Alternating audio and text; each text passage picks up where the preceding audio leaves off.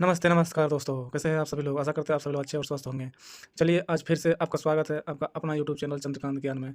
चंद्रकांत ज्ञान में बिहार सामान्य परिचय का एक सीरीज़ चल रहा है जिसमें आज सीरीज़ का 7वां क्लास है। इसमें हम देखेंगे मध्यकालीन बिहार के महत्वपूर्ण प्रश्न जो कि बिहार के परीक्षाओं अन्य सभी परीक्षाओं के लिए बहुत महत्वपूर्ण है। प्लीज़ वीडियो को पूरा देखें जिसमें आपको बिहार के बारे में महत्वपूर्ण जानकारी मिलेगी। आज का पहला प्रश्न है, देवपाल की हत्या किसने की थी? देवपाल की हत्या विग्रहपाल ने की थी। विग्रहपाल, क्या दोस्तों आप बता सकते हैं यह विग्रहपाल कौन थे? यह विग्रहपाल वही थे जो देवपाल के सेनापति जयपाल थे। उन्हीं का बेटा था विग्रहपाल, जिसने देवपाल की हत्या की थी। अगला प्रश्न संख्या 2, देवपाल के बाद मगध का शासक कौन बना? देवपाल के बाद मगध का शासक विग्रहपाल बना। विग्रहपाल देवपाल की हत्या करके मगध का शासक बना। अगला प्रश्न संख्या 3, विग्रहपाल ने कितने वर्षों तक शासन किया? विग्रहपाल ने मात्र 4 वर्षों तक ही शासन कर पाया। अगला प्रश्न संख्या 4,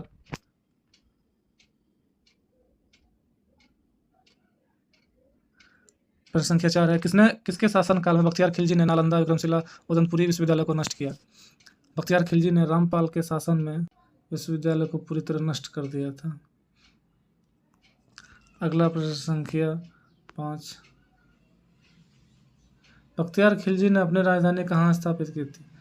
बख्तियार खिलजी ने अपनी राजधानी उदयपुर में स्थापित की थी।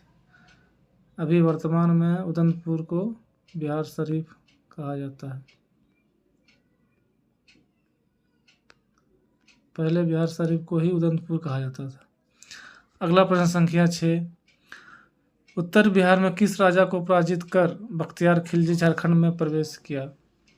उत्तर भारत में नरसिंह देव को पराजित करके झारखंड की ओर प्रवेश किया बख्तियार खिलजी झारखंड। अगला प्रश्न संख्या 7, बख्तियार खिलजी की हत्या किसने की थी? बख्तियार खिलजी की हत्या अली मर्दान ने की थी। अगला प्रश्न संख्या 8, कुतुबुद्दीन ऐबक की मृत्यु कब हुई थी? कुतुबुद्दीन ऐबक की मृत्यु 1210 ईस्वी में हुई थी।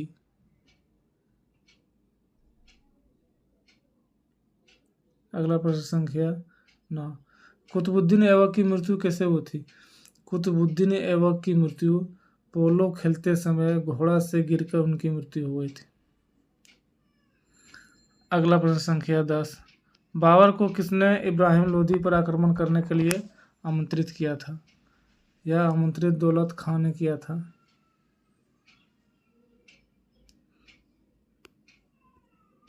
अगला प्रश्न संख्या 11, शेर खान ने कब हुमायूं को पराजित किया था?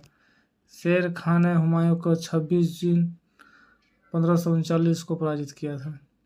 अगला प्रश्न संख्या 12, शेर खान कब हिंदुस्तान का बादशाह के रूप में राज्याभिषेक करवाया था?